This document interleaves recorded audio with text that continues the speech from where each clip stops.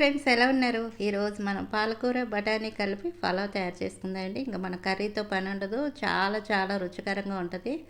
పిల్లలకైతే బాగా నచ్చుతుందండి. ఒకసారి మీరు ట్రై చేయండి. నేనైతే బాస్మతి రైస్ తీసుకున్నాను, ఒక కప్పు.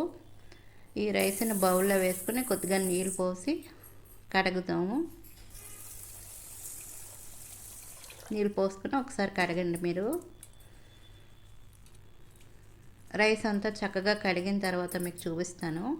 ఒక కప్పు రైస్ వేసుకున్నాం కదా, ఒక కప్పు రైస్కి ఒక కప్పు నీళ్ళు పోసి పావు కప్పు నీళ్ళు పోయండి. మన బాస్మతి రైస్కి 1.5 కప్పు నీళ్ళు పోసుకోవాలి కదా, మనం ఇక్కడ ఒక కప్పు తగ్గించాం. అంటే ఈ కప్పు వాటర్ని మనం మిక్సీ చేసేటప్పుడు వాడుకుందాం. ఇప్పుడు నీళ్ళు పోసిన తర్వాత ఒక అరగంట సేపు నానబెట్టుకోండి. మూత పెట్టుకుని పాలకూర తీసుకున్నాను. ఇది కూడా మా కుండీలో పండిన పాలకూర. చూడండి ఎంత ఫ్రెష్గా చక్కగా లేతగా ఉందో. ఈ పాలకూరని శుభ్రంగా కడిగిన తర్వాత మనం మిక్సీ జార్లో వేసుకుందాం.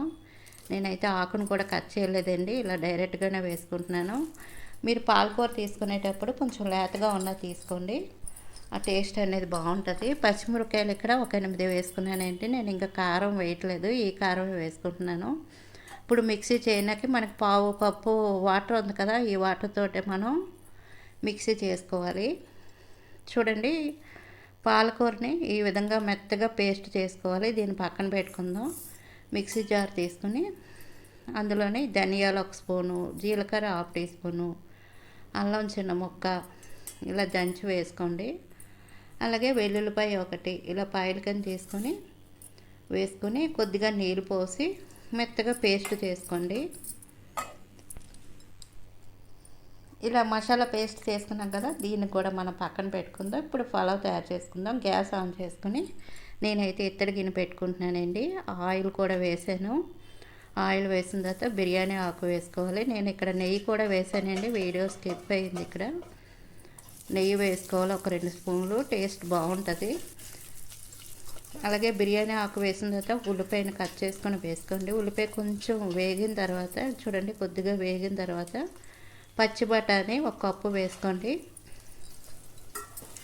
ఇప్పుడు ఎక్కువగా మనకి పచ్చి బఠానీ అనేది దొరుకుతుందండి. ఇలా మీరు 1 కప్పు వేసుకోండి.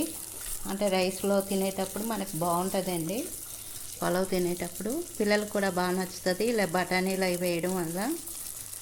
అలాగే కొద్దిగా కొత్తిమీర, కొద్దిగా పుదీనా, ఎక్కువ వేయక్కర్లేదు, కొద్దిగా వేసుకుంటే సరిపోద్ది.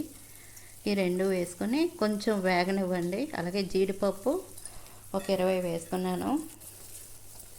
జీడిపప్పు వేసిన తర్వాత కొంచెం వేగిన తర్వాత చూడండి, ఇలా కొద్దిగా వేగింది కదా, ముందుగా మనం పాలకూరని పేస్ట్ చేసుకున్నాం కదా, ఇది వేసుకోండి. పాలకూర పచ్చిమిరపకాయ పేస్ట్ చేసుకున్నాం. నేనైతే ఇందులో కారం వేయట్లేదండి, పచ్చిమిరపకాయల పేస్ట్ తోటి నాకు కారం సరిపోద్ది. మీకు నచ్చితే కారం వేసుకోండి. కారం వేసినప్పుడు కొంచెం పచ్చిమిరపకాయలు తగ్గించి వేసుకోండి.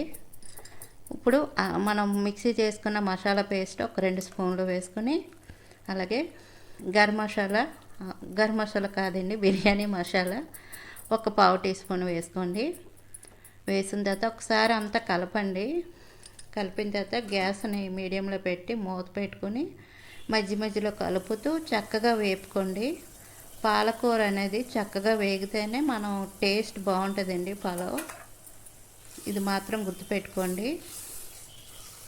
చూడండి, ఆయిల్ ఇలా పైకి తేలింది అంటే మనకి చక్కగా వేగిపోయినట్టు. పాలకూర ఇలా వేగితేనే మనకి రుచి అనేది బాగుంటుందండి, ఇది మాత్రం గుర్తుపెట్టుకోండి.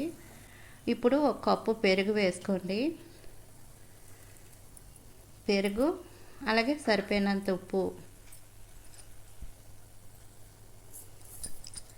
ఉప్పు వేసిన తర్వాత ఒకసారి అంతా కలపండి.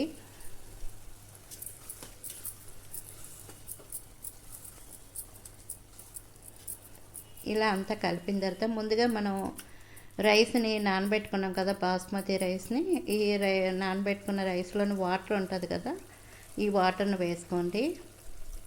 వాటర్ ఎలా వేయాలో మీకు అర్థమైంది అనుకుంటాను, మరలా ఒకసారి చెప్తాను. 1 కప్పుకి 1.5 కప్పు నీళ్ళు పోసుకోవాలి కదా, నేనైతే ఇక్కడ 1.25 వేసుకున్నాను. మిగతా పావు కప్పు మనం పాలకూర మిక్సీ చేసుకున్నాం కదా, దానికి వాడానండి. మీరు అలా చూసుకొని వేసుకోండి. వాటర్ వేసిన తర్వాత ఒకసారి కలుపుకొని ఉప్పు అయి టేస్ట్ అయ్యి చూడండి. నాకైతే అంతా సరిపోయింది. మూత పెట్టుకుని వాటర్ చూడండి చక్కగా మరిగింది.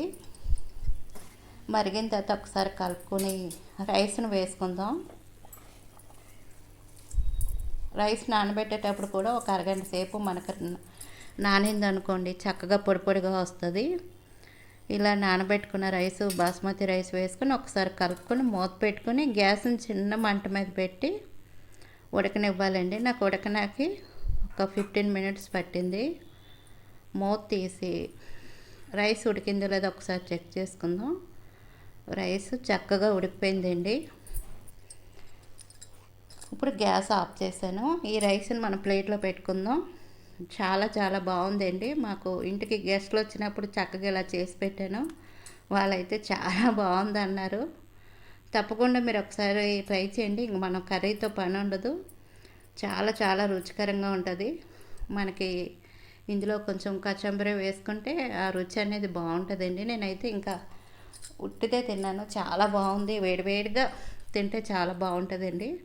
పిల్లలకి మనకి బాక్స్ పెట్టినా కూడా చక్కగా బాగుంటుందండి. వీడియో నచ్చితే మాత్రం ప్లీజ్ లైక్ చేయండి. అలాగే మన ఛానల్ని సబ్స్క్రైబ్ చేసుకోండి.